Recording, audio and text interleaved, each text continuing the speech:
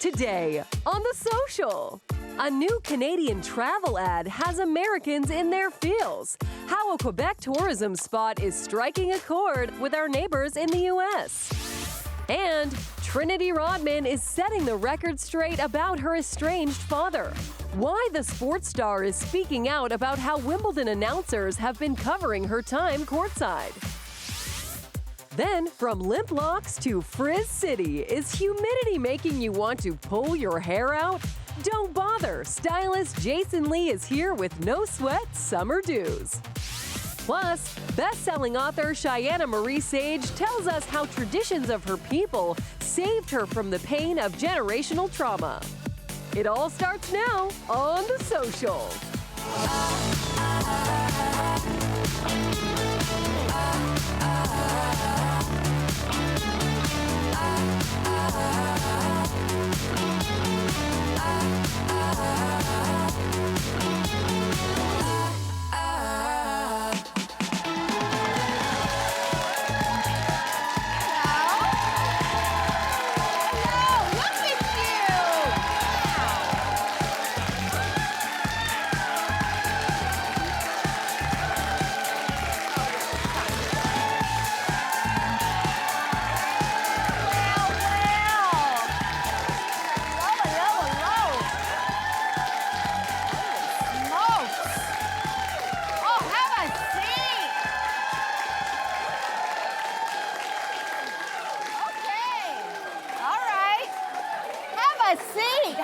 It is summertime in the city when we have a crowd this big, and I gotta say, we got a lot more men here than usual. Welcome. Welcome. We'd also like to welcome back to the show writer Bee Quammie, who is here with us today. Welcome back. So happy to be back. Thank you. Well, listen, I want you guys to also check out this first story. A Quebec tourism ad that aims to assure Americans that they are still welcome in Quebec is giving people all the feels. Take a look. Where are you visiting from? I'm American. Ah, okay.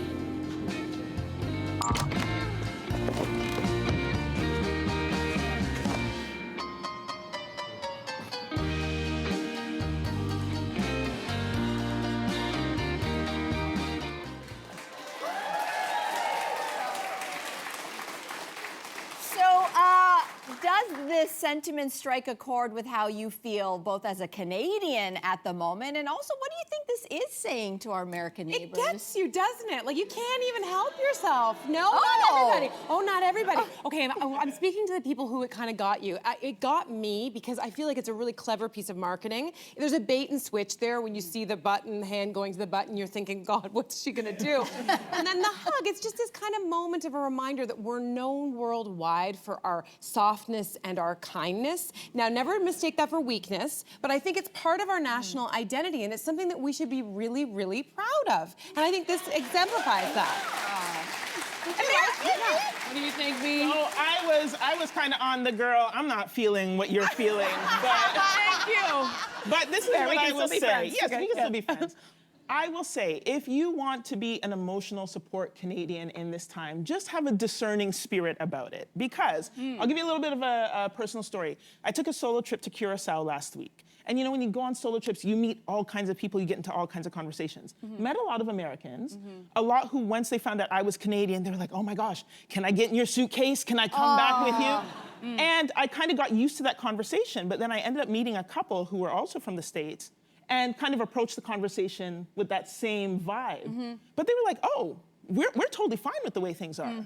They voted for the administration that they have, and they don't see any problems with what's happening. So they're not deserving of a hug if they come to Eastern Township because they're fine, right? So just be discerning. Interesting. Bee, I'm so glad you're here today.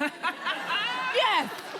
Because I felt the same way, and it was interesting to see the feedback from you guys. You guys also weren't buying it. Although, let me say, this is a brilliant ad because it's so hard to have a political ad that's not political. Exactly. And they walked that line, and it was all feel good, and it was cute, and it was great. But like you, I'm not gonna forget that these are the same people who voted this person, Donald Trump, in not once, but twice. Half is still a lot. Half is still a lot. And not, okay, after the first time, I think that feeling that we all are feeling bad for the Americans, because you can't help it. Whether you're watching the news or not, you're seeing what's happening. You hear that people are losing their Medicaid. You're watching what's happening in Texas where these floods and people are dying. We're not heartless. We are feeling bad for them. But for me, I just cannot forget that election wasn't too long ago. And I cannot forget the overwhelming majority of people, even though it's half, a lot of people said with their chest that they wanted him back in office. This after the insurrection, after telling people and encouraging medical professionals to encourage people to put bleach in their system to get rid of COVID.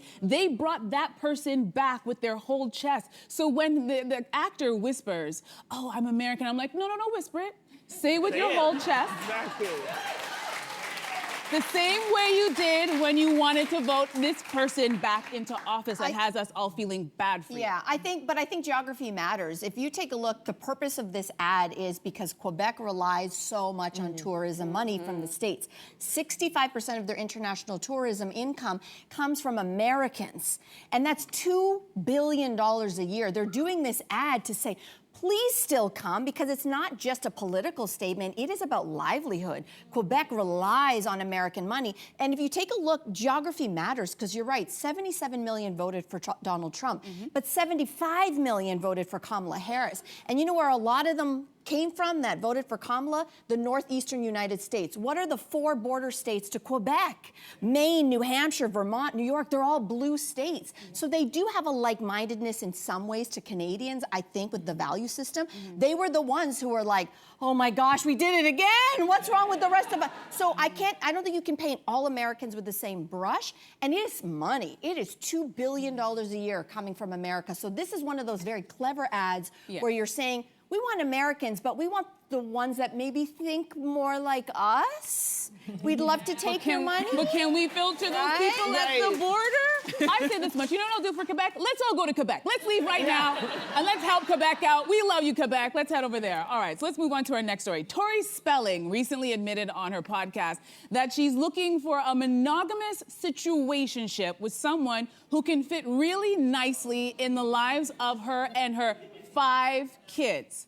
So, would you be open to a situationship at this stage of your life? Bee, I'm gonna toss that hot potato to you. You know, I knew it was coming. I knew it was coming to me. And I will say, been there, done that, might do it again. Oh, okay. This is this time now where I'm not on the side of the groans in the audience, right? I heard that and I was like, okay, no, we're gonna switch this up. I understand what Tori is looking for. We're kind of in a similar stage of life. I'm a bit younger than her, but recently divorced, mother of, I got 2 kids, she's got 5, different story. But rethinking, what does companionship look like at this stage? What are you willing to put up with? What do you want in your life? What do you not want in your life? What I wish I could hold Tori's hand and say to her quite gently is, a situationship is still a relationship. So you have to go into these things being able to communicate, knowing what your boundaries are, knowing kind of what you want from the other person and what you can give the other person. You can't make assumptions. And I think a lot of people get into situationships thinking they're not real relationships and you can just go off the vibe. Then 6 months later, you're crying over a breakup that's not really a breakup because you didn't define the relationship. So and you're on the phone crying to your girlfriends. And they're like, we didn't even meet this guy. Doesn't she sound confused right out of the gate? First of all, like, how is a situationship different from casual sex? This is the era of people just like labeling things and thinking they invented it when really it's been around forever. But the thing is she's asking for also sort of what casual sex, no strings attached, but it sounds infinitely more complicated when she's like, but I want them to be monogamous. So she wants a commitment from this person. But don't you think that it's but don't you think it's because, listen, she could just be lonely and horny. Yes. Okay? And that's real. Right? That's it's real. She's a mom of 5. That's a real thing. There are no adults in the house to talk to, right? So she might just be lonely. She might be looking for companionship. And we know whether it's casual or not. I think the monogamy part of it, I get that as a serial monogamist myself. Maybe the monogamy part of it is, can you imagine if she had to juggle multiple situationships or it wasn't monogamous? So I actually get the idea of, let's just make it a little cleaner. And I actually think that for the right guy, this is a really great situation. He doesn't really have to go in. He shows Andrea up, has that. he does his thing, and he goes. Situation? I want to hear what you Tori, tell me you're selfish without telling me you're selfish. Because she says on her podcast, she says, she's like, yeah, listen, I have 5 kids and I have work and I need to focus on those things and I want a little situationship. First of all, a situationship, nobody wants a situationship. It's something that happens, but we'll get into that in a second. But it's the monogamy part that really bothers me because everybody knows if you have kids, you're very busy and she has 5. And then you have work because you have to feed those children. So what she's asking for is that she wants a partner to come over and court her, not just sex, she wants courtship, she wants hand-holding when she has free time, and when she doesn't have free time, she wants that lovely, good-looking man to sit on his hands and not take any other phone calls from any other woman and wait for her to text him again when she's free. Sorry, sister, you are delusional. That's all. I'm not mad at it. I'm not mad at it. If you You're want, not mad at it. if you mad want, at it. If that's what he wants. We don't know if that's Here's what the deal, he but I wants. think it's something that's very selfish to think that there's somebody out there that doesn't want to just be able to call you and do stuff with you all the time. Right. Listen, There are people who are fine with this, but I think just the way that she phrased it, it just rubbed me the wrong way. Listen, I understand. You're a mom, you have your needs. Get your needs. There's a million ways for you to do it, but asking someone to sit and wait for you when you're ready, always on your timeline, is not a healthy relationship. We're going to give you the last or a word on healthy this, way Bee. to What do think. you think? Listen, all I'm gonna say is there are men out there who will do it. They will. Do you want those? Are Oh. these high quality? Listen, There's a man here's who the will thing. fill every single situation. Yes. But are these high quality men? Yes, I will say, because they may have their own things that are within their own lives that keep them busy. So and like but that's why another you have divorced father with children. Potentially, or an entrepreneur who's also very busy and travels a lot. That's why you have to have the communication to know this is what I need and when I need it. But What do you need and when do you that's fine. need it? That's a situation. So, yeah. That's the situationship part. But can she expect that man to give her monogamy? So when he's on that business trip, say no to that woman. Say You no might to be all these able to. people. I've done it. Okay. There we go. Are we going to a commercial break now? I don't want to say too much of my business. Okay, so let's ring the bell. we We're didn't going to ask ring those, the bell. Okay, we're going to cut to break.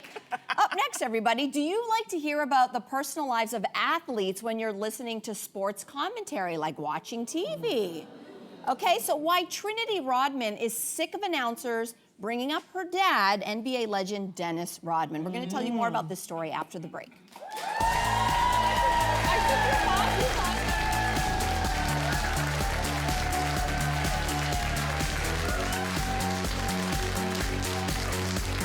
Are your favorite brands really going green, or are they just talking trash? How to spot greenwashing. Tomorrow on The Social.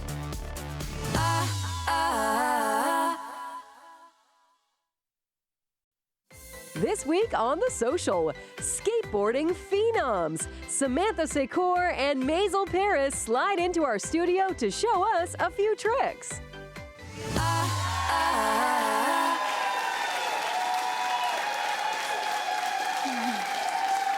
Welcome back.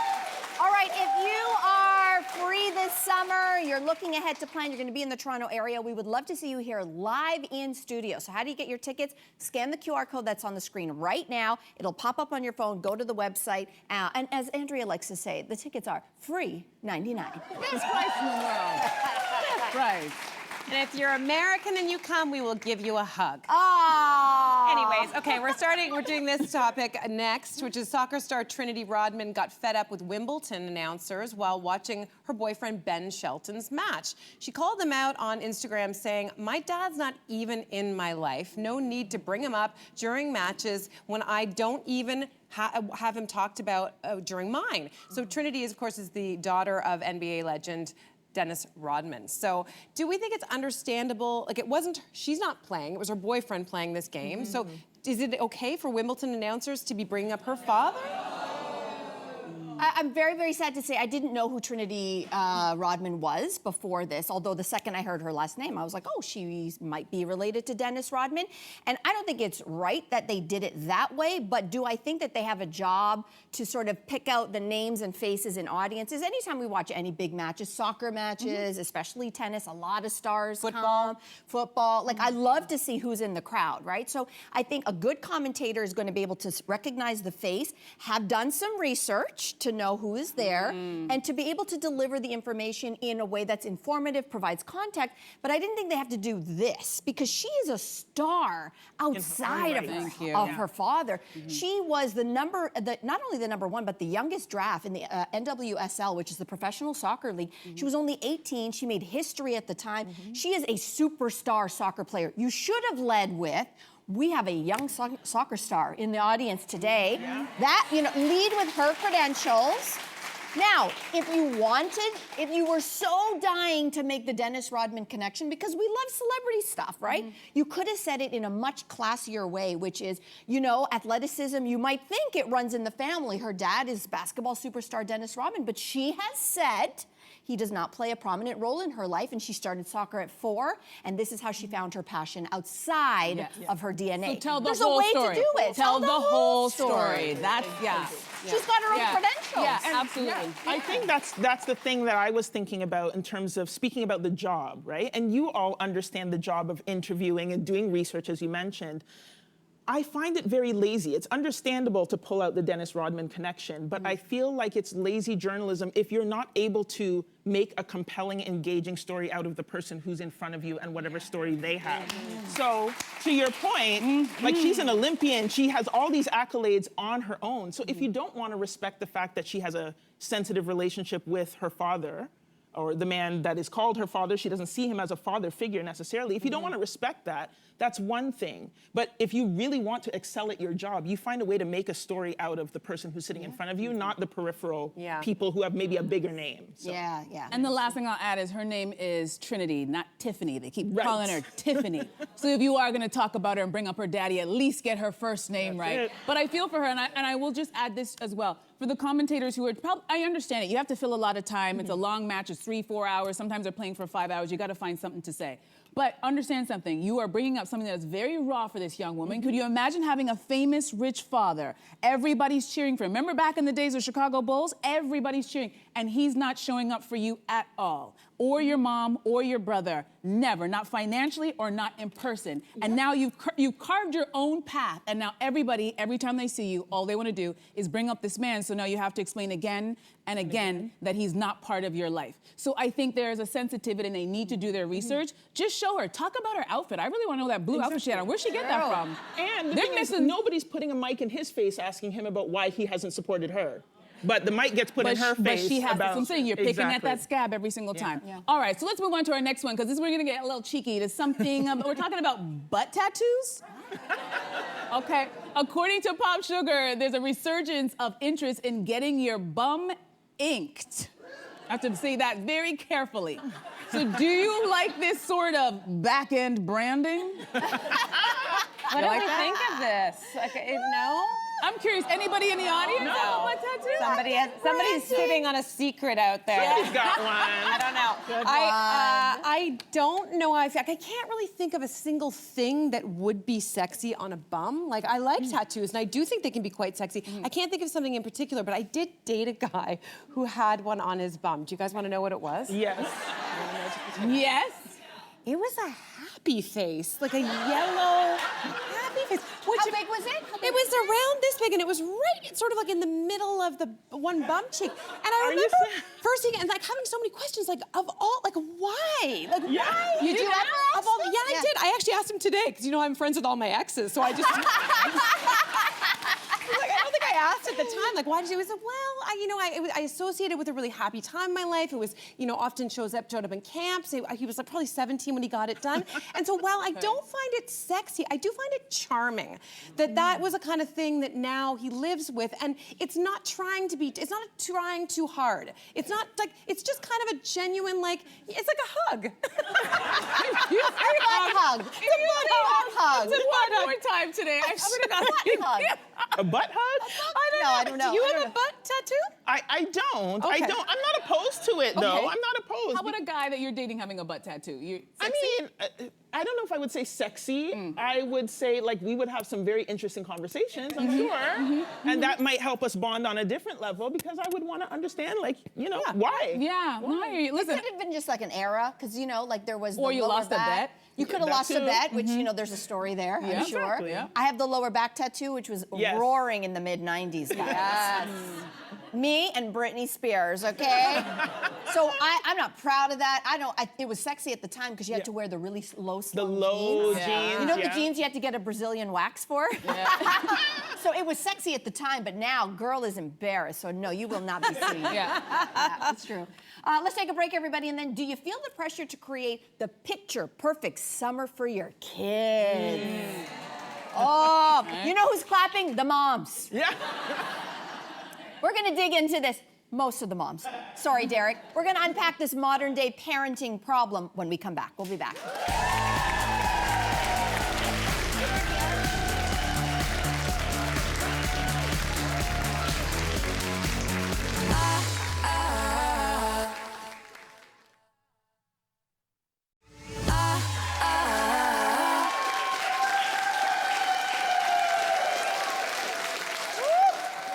All right, yeah, we are into summer break, as we know, and a columnist for the Globe and Mail is calling on moms, in particular, not to give into the pressure of trying to create that picture-perfect summer for their kids.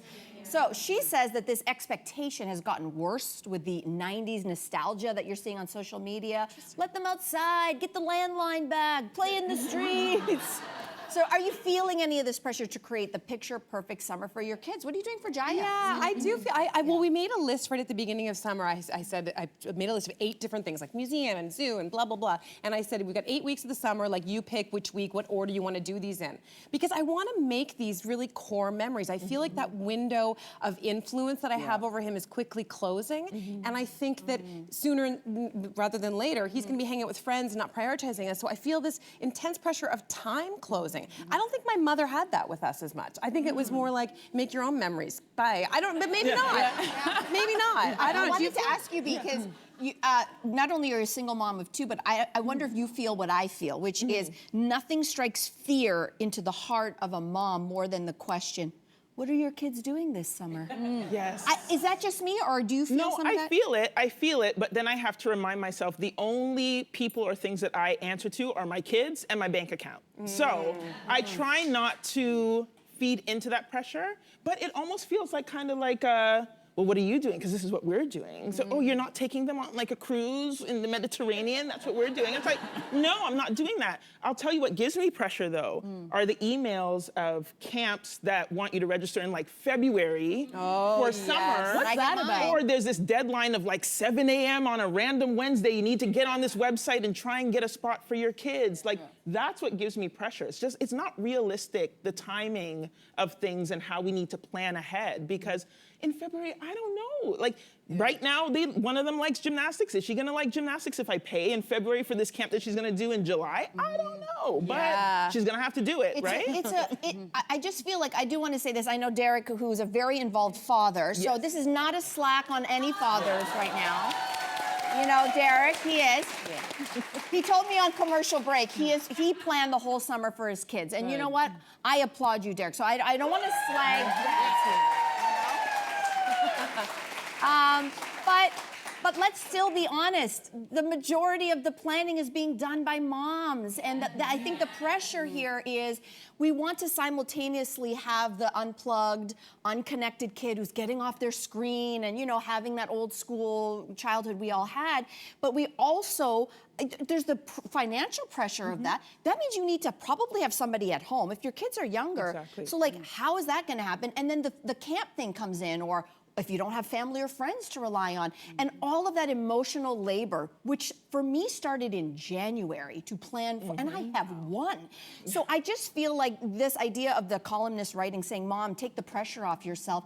I get it, but the pressure is always there. Someone has to watch your kid while you're at work if you're a working mother. So there are these basics that I just can't seem to get around. And that's where I would say I wish more dads would step in and be like, let me take that off your plate. Come on, Dad. You can line up on a Wednesday at 7 a.m. I'll just say this much. I'm not a parent, but if I were a parent, I would probably succumb to this pressure because I think Gen X's, we romanticize our summers a little too much. We're like, remember, we could just leave and we didn't have to come home until the street lights came on and da-da.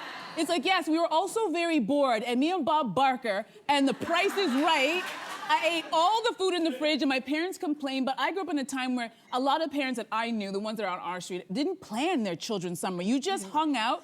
And even worse, and I don't want to call any parents because I'm old enough now, but a lot of us were told by our parents, listen, you got to stay inside because you're not old enough to be home by yourself. So you got to stay in the house. So that's the reality for a lot of people. And when I became a camp counselor, I worked at this amazing camp. It was an arts and science camp, and then there was a sports camp across the way. And I saw what these kids were able to learn during the summer that was different than what they were learning in school. I instantly resented my parents, who took very good care of me, but I was like, I could have been doing this. I could have learned how to sew or learn how to swim or taken gymnastics.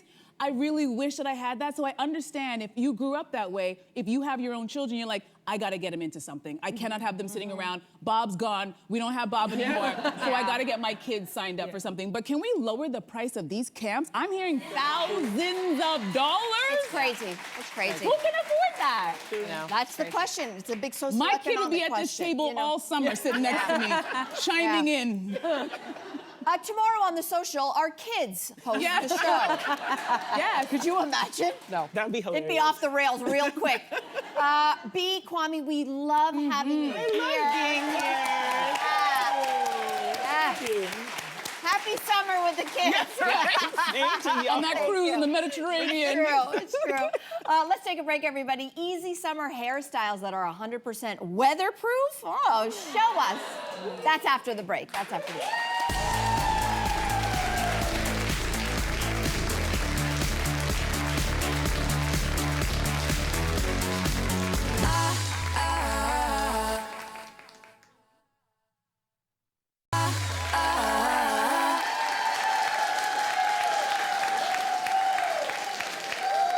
back. With the summer season in full swing, our hair can quickly become a headache, whether it's frizz, sweat, or overheating.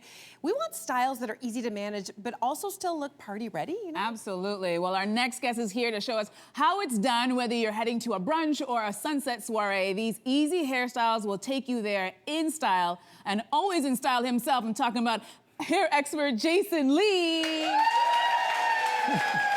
I did a little pause there, a little dramatic. You felt it. All right, I felt a little bit. All right, so in the summertime, Jason, we want to be carefree and cute, but sometimes the heat and humidity, it doesn't want us to be great. That's true. All right, so are there any easy ways for us to work with the summer heat? It's so true. Everybody always asks me in the summertime, how do you dress up casual hair if you've got an event to go to, whether it's a daytime event or a nighttime, thing that you have to go to. And I think it is really difficult in the summertime because we're working against the elements. Humidity causes frizz, we're hot, we're sweaty. And so the idea is to really just come up and show everybody different ways to elevate your look on casual, super easy hair. Easy ways to do that. I love the word easy. Like, yes, I love it. Okay, so you're kicking things off with our first look on the lovely Grace. You're gonna show us how to do a half-up braided crown. So why is this the perfect summer style? Right, so Grace has the most beautiful natural curly hair, and anybody who has naturally curly hair knows that the minute you smoothen it out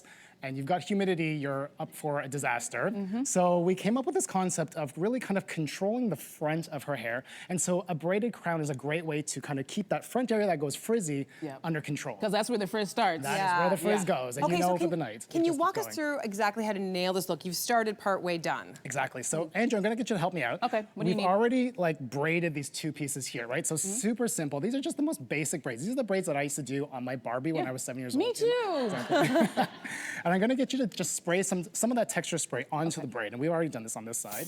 Perfect. And what that's going to do is going to give you a little bit of grit to that braid, because otherwise braids are pretty slippery. And we're just going to stretch it out a little bit, right? So you see how after that texture spray holds, it kind of fattens it up a little bit, right? Because I've tried this without the texture spray, it does just not work. goes right back. It's very slippery. Then I'm going to take this braid and I'm going to hide your braid and just wrap it around. I'm going to take a little bobby pin. Okay, here's a bobby pin. Thank you very much. And we're just going to tuck this behind. Okay. And then we're going to take yours and right in front. And then look how gorgeous that is. Take one more bobby pin. Look how sweet. Okay, so I'm curious, can you do this on any length or thickness of hair? Because this is a great hairstyle, but can anybody rock this? It's a good question. I think you can do it up to the point where you have a bob. And also, if you have very fine hair, maybe the braid's just not gonna work, just do it with a twist. Okay. And that way there you have a twist. It's the idea of controlling this front while still looking super chic. She looks like she's like bohemian and chic and she looks beautiful. I love it. Stunning, so this girl. good. Thank Stunning. you. All right, so Jason, let's head over to Natasha.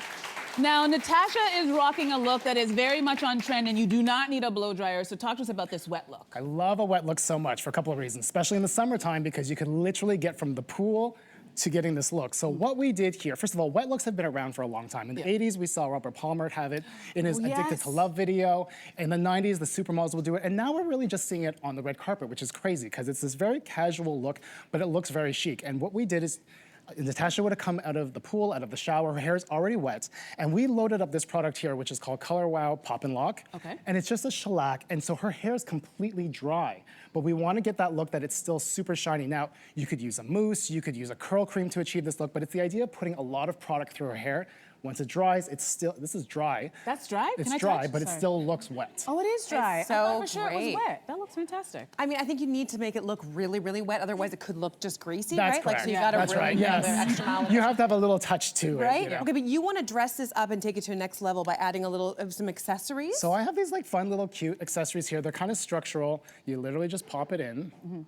We'll do two. So it looks more intentional, I feel like, once you put the accessories Exactly. instead As of soon just as you looking have like wet hair. accessories, Yeah. 1000%. And now take a look.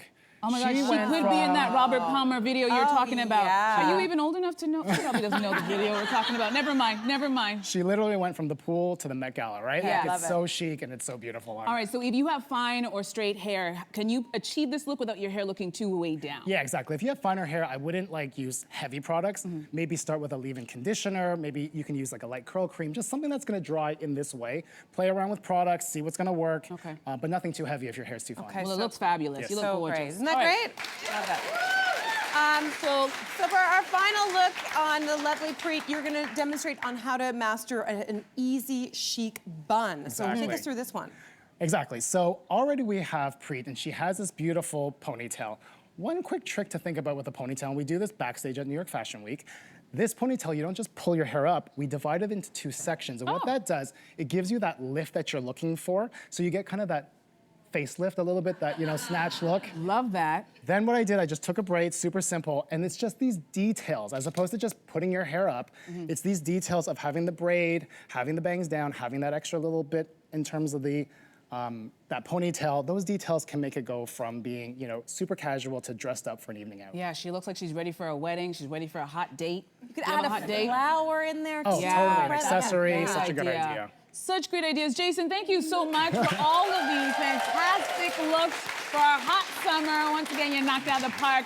Stay right where you are. We'll be right back. I was like, ah, there you are.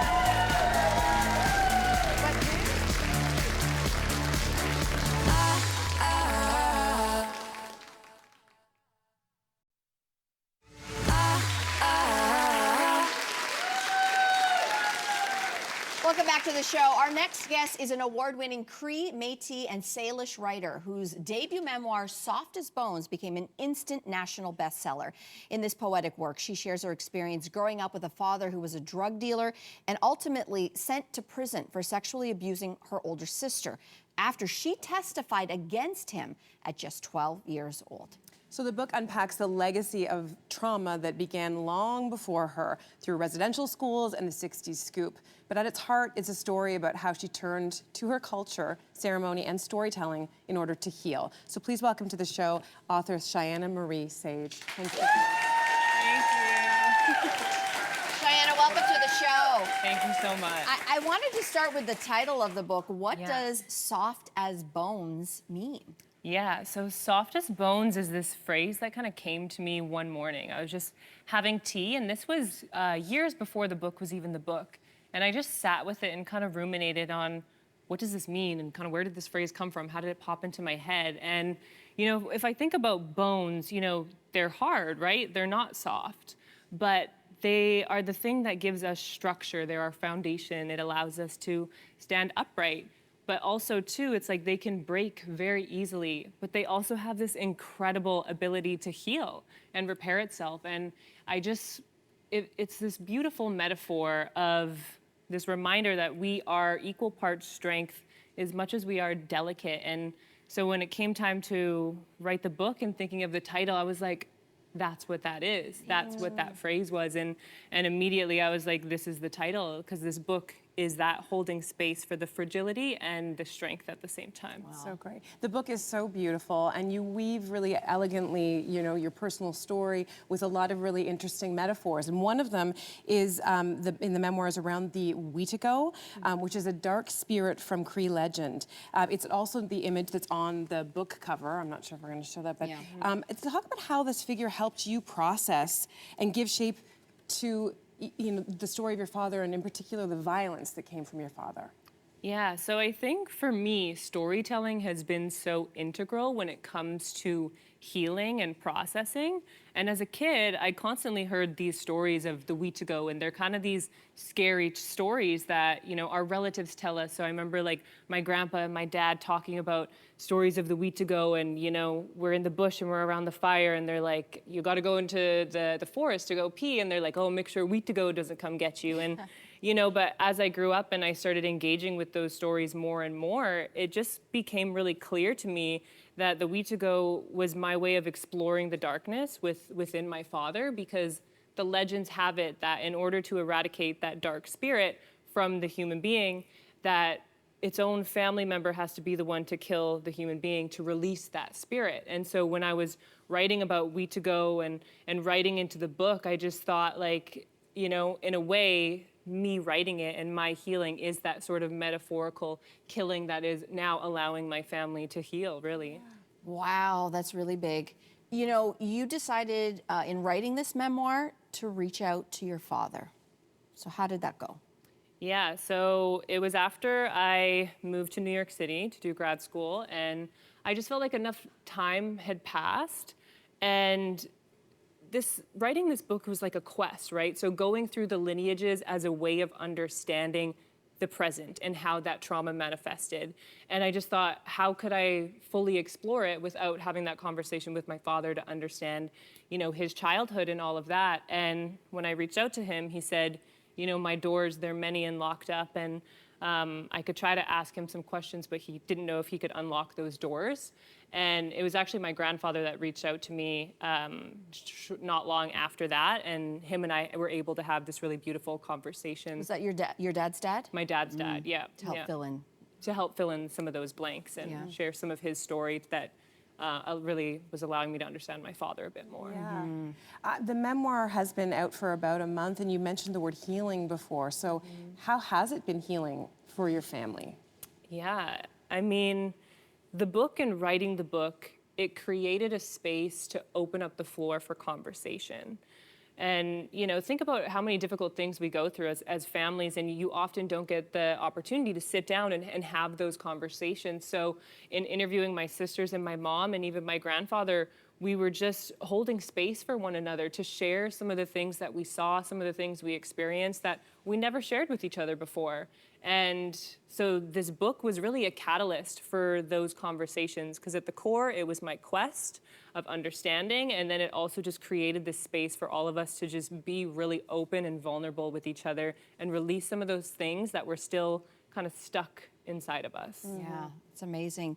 Well, we do want to congratulate you. You actually made history as the very first Indigenous graduate of Columbia's MFA, so Masters of Fine Arts program in creative nonfiction. And this is huge for that reason. First of all, huge. And not only are you the first Indigenous person in this program, that school has a 5% acceptance rate. Yeah. Of course, Columbia is in New York City. It's an Ivy League university. But on your way, heading down to New York City to go to school at Columbia, something happened at the border. What is that? Yeah, so, I mean, getting to the point of those doors opening was a challenge enough. But there I was with my 2 suitcases after having sold all of my belongings, literally everything. There I am with my 2 luggages, about to start my new life in New York.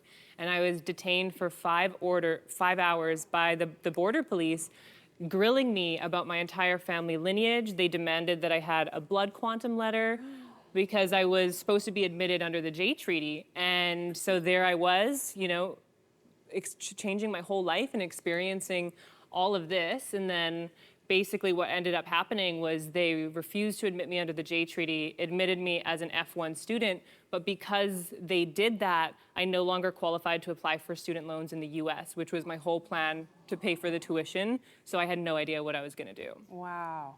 So talk a little bit about the culture shock that you experienced when you were in New York. Yeah, so, I mean, the culture of erasure in America in terms of Indigenous people was not something I was expecting, actually. And when I was, you know, with my classmates and bringing my story to the table and all of us workshopping it and discussing it, almost none of them had even heard of the residential schools. They hadn't heard of the 60s scoops. And so there I was, like, educating my peers, like, for the first time about this dark history that exists here in Canada. Unbelievable. Yeah. Okay, so, you know, if you can quickly tell us how you ended up making it in New York, and then what ultimately brought you back to Canada. Yeah, so thankfully, Columbia issued me a private institutional loan, so that helped cover my tuition. And then I got an amazing scholarship from Inspire, so that helped feed me, that helped pay my rent, all of that. So it's a great Canadian organization. Amazing, yes. Which, you know, so speaking of Inspire, like, you know, what brought me back? So after I graduated and really hustled and grinded it out every day there, I got a job offer from Inspire to be their content writer and their storyteller now. So now... Beautiful full circle moment. Yeah. That's beautiful. Well, Cheyenne, thank you so much for being here. The book is incredible, and I want everyone to know that Soft as Bones is out now. And studio audience, good news, you're all going home with your very own copy. Thanks again for being here. Thank you. Thank you for watching, and don't go anywhere. We're going to be right back.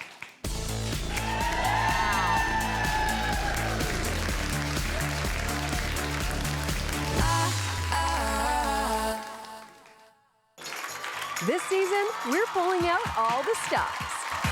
Oh gosh, you guys are pumped! I love it. And that means we need you. I think there's bound to be some strong opinions on this next topic. Chime in on what's trending live from our studio audience. We had our first audience sign!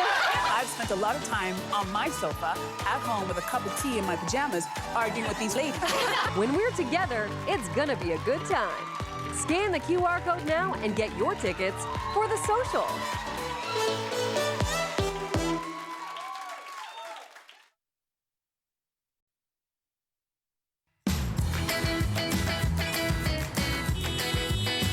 Extra, extra! The Social now streaming on Crave. Thanks a lot. This is awesome. You guys are out here. Streaming on Crave. Sorry.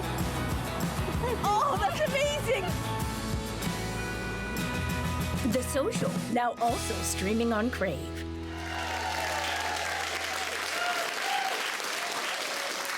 On tomorrow's episode of The Social, greenwashing. How to find out which brands are actually sustainable and which ones are just talking trash. Like that? Also, from inflatables to bug repellent, everything you need to bring for your next cottage getaway. What's your take on this, Andrea? Oh, I knew you were gonna do that. I love the cottage, and I bring all my stuff because I just love bringing all the stuff from one house to the other house. It's my favorite thing to do on long weekends. You guys? We know she hates a cottage, or she said it on the show. I don't hate them. It just makes no sense. You got to do the extra work for them. It's so much You're not work. wrong. You're just taking everything from one house and then you're bringing it to a house that's 2 hours away, and I just a nice lake. You're there communing. But I gotta do so much work. Will I even see the lake? I need a resort. If you send me to a resort in cottage country, I'm there. That's I'm right. coming right now. But there has to be a resort. It's true. It's I'm true. not making my own bed I'm and gonna guess making you're my not own in meals. this segment tomorrow. I think Yeah, it's it's true. us. It might be us. It might be us. Thank you so much for being here, everybody. See you tomorrow. Take care.